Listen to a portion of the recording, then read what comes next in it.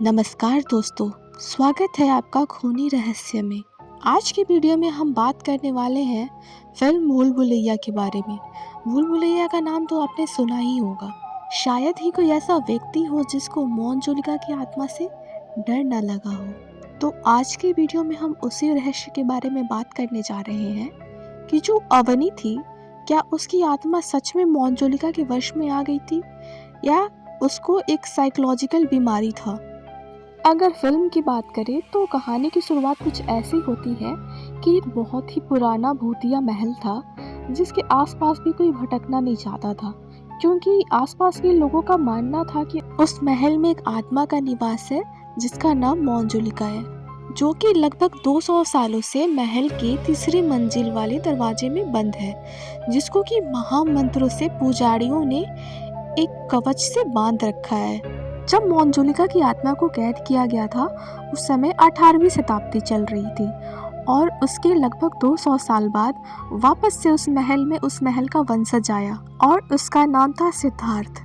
और जब सिद्धार्थ अपने महल वापस आया तो उस समय चल रहा था साल 2007 और सिद्धार्थ अपने पत्नी के साथ आया था और इसकी पत्नी का नाम था अवनी, जिसे बाद में मोंजुलिका की आत्मा पोजेस्ट कर लेती है। अब मोंजुलिका की कहानी क्या थी? तो साल था 1857 का। एक राजा हुआ करता था और उसके राज्य में एक नृत्यिका हुआ करती थी। उसका नाम था मोंजुलिका, जो कि दिखने में इतनी खूबसूरत थी कि उसकी खूबसूरती के चर्चे सारे गांव में प्रसिद्ध थे। उसकी खूबसूरती से जो राजा है वो भी बहुत प्रभावित हुआ और राजा भी खुद को रोक नहीं पाया उसका आशिक होने से। लेकिन जो मोंजुलिका थी उसको तो कोई और ही पसंद था। मोंजुलिका को पसंद था उसके साथ नृत्य करने वाला श्रीधर, जो कि महल से ठीक पास वाले घर में रहा करता था। वक्त बीतता गया और इन दोनों की दीवानगी इतनी हो गई कि इसके चर्चे पूरे महल में होने लगे और इसकी भनक राजा तक भी पहुंच गई।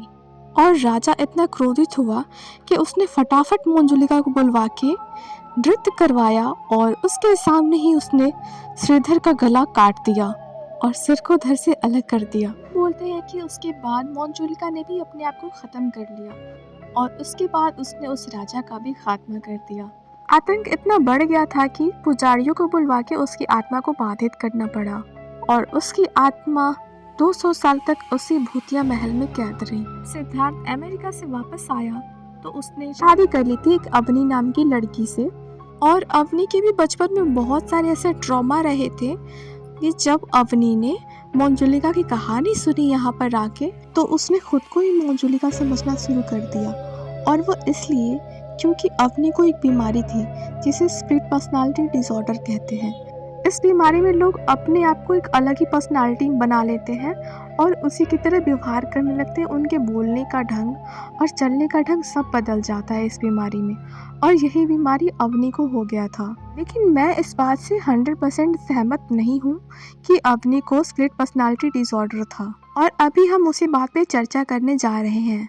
अगर वाकई में अवनी को एक साइकोलॉजिकल बीमारी थी और उस पर मोंजुलिका का कोई साया नहीं था, तो मैं ये जानना चाहती हूँ कि एक नॉर्मल सी लड़की जिसने कभी बांग्ला बोलना सीखा नहीं था, जिसको भरतनाट्यम आता नहीं था, वो अचानक से कैसे बांग्ला बोलने लग जाती है और भरतनाट्यम करने लग जाती है। इनमें एक सीन आता है जहाँ अवनी सिद्धार्थ से बोलती है कि उसको बाहर शॉपिंग करने जाना है और सिद्धार्थ उसको जाने से रोकता है। वहाँ पे अचानक से अवनी एक बंगाली भाषा में बात करने लग जाती है और वो बोलती है जेते देवी ना, जेते देवी ना। नॉर्मल सी लड़की को अचानक से ऐसा सुपर पावर कैसे मिल गया कि एक बीमारी की वजह से वो किसी और भाषा को उपयोग करने लगे, जो भाषा वो कभी सीखी नहीं, ना कभी वो जानती है।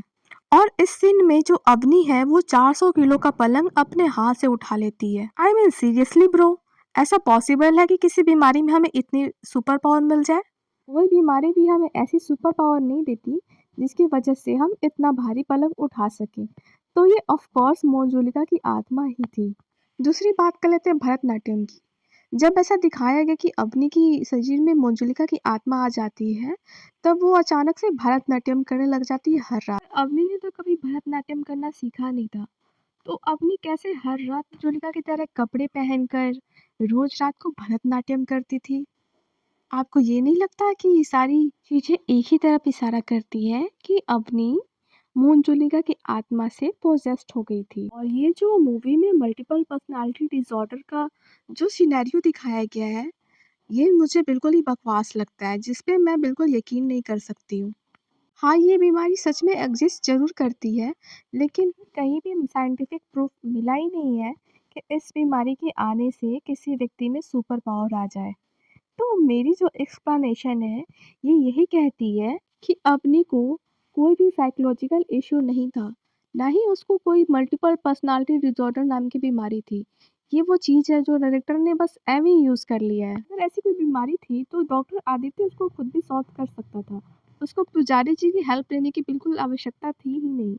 लेकिन वो अकेले सॉल्व क्यों नहीं कर पाया? इसके पीछे बस एक छोटी-सी ही वजह है कि मोंजुलिका सच में थी और वो अवनी के शरीर के अंदर थी।